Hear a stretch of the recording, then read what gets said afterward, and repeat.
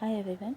Today we will see some of the important points regarding the GST or the Goods and Services Tax, which we will often encounter during the exam, and we will make continuous mistakes regarding that points. Okay.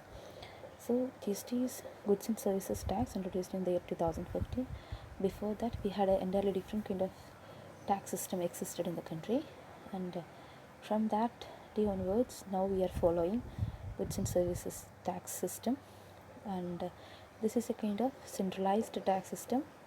Earlier we had a kind of federal kind of system. Every state had their own system of taxes.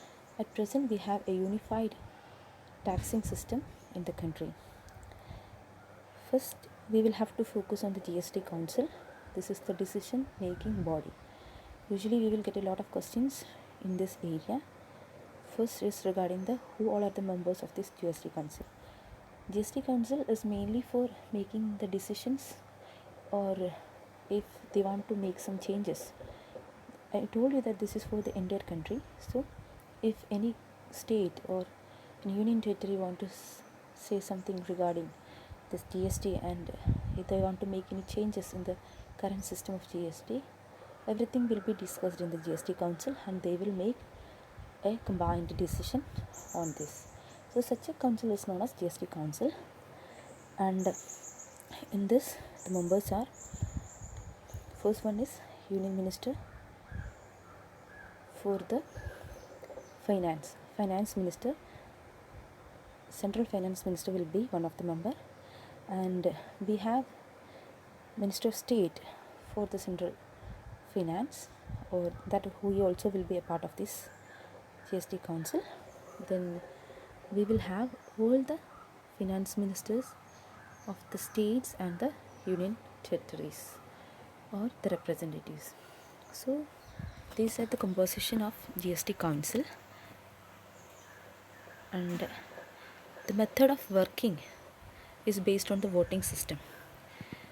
And in this voting system, there is clear cut share for the union sector as well as the state area. For the union of state finance minister and the union finance minister, they will together have 1/3 of the vote, and remaining 2/3 of the vote will be for the states.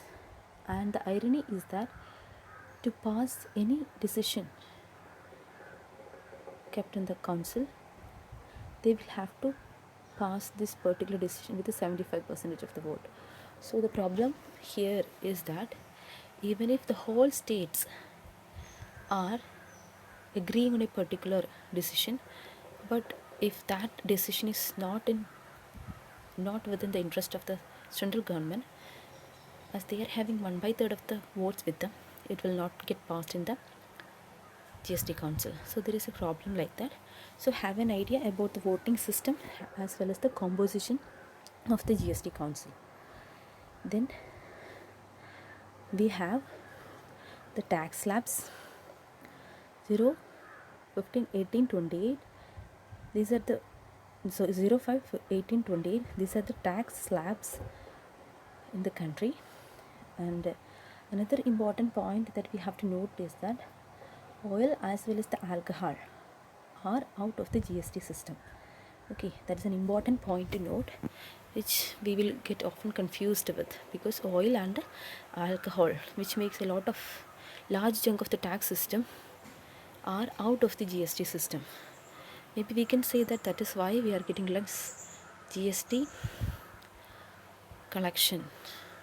Okay, so regarding some of the positive aspects of this GST system, we can say that after the introduction of GST, there are so many people or so many companies has come under the system of GST, and we are getting tax collection from them.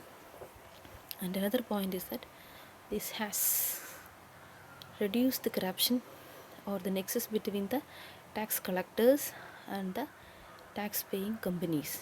Usually earlier times there was an illegal nexus between the taxpayer, big companies as well as the tax collectors, but at present it is not possible to evade the taxes by having a nexus between the authorities. So it has reduced the corruption enormously.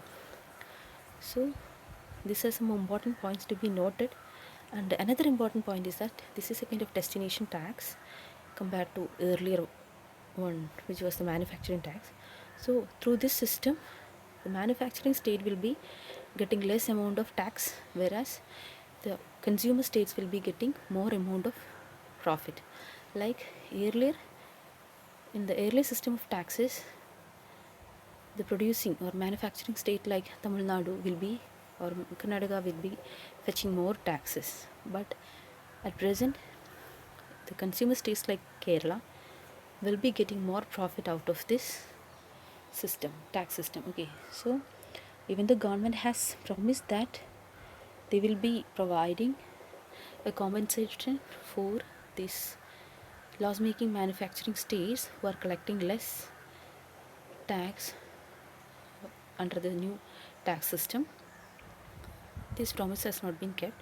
That's another issue that is not that much important, but have an idea that there is an unfulfilled promise by the central government for the states, and